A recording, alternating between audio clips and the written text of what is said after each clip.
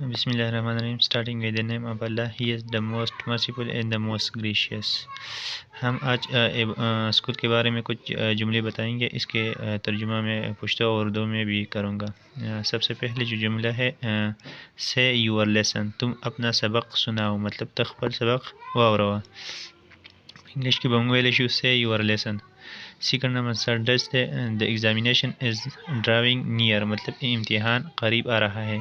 इम्तिहान नज़दीक है, मतलब मंगोलिश इंग्लिश की the examination is driving near.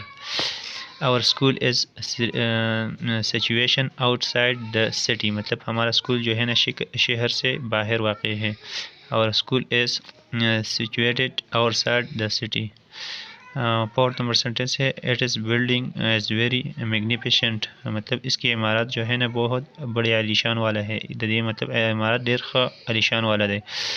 When does you school open, मतलब स्कूल वकला ओपन की खुलावी की तुम्हारा स्कूल किस वक़्त पर लगता है, या कला मतलब लगेगी। When does your school open. The rule is being called, मतलब हाजिरी लग रही है। हाजिरी मतलब लगेगी इंग्लिश में उंगदा सुवायु। The rule is being called.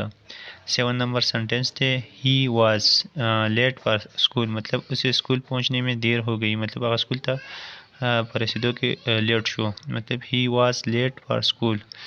The teacher gave us test every week, मतलब साथीजा साहिबान हर हफ्ते हमारे इम्तिहान लेते हैं, मतलब उस्तादान चिकुम दी ने हर हफ्ते की इम्तिहान अखली या टेस्ट अखली। The teacher gave us test every week.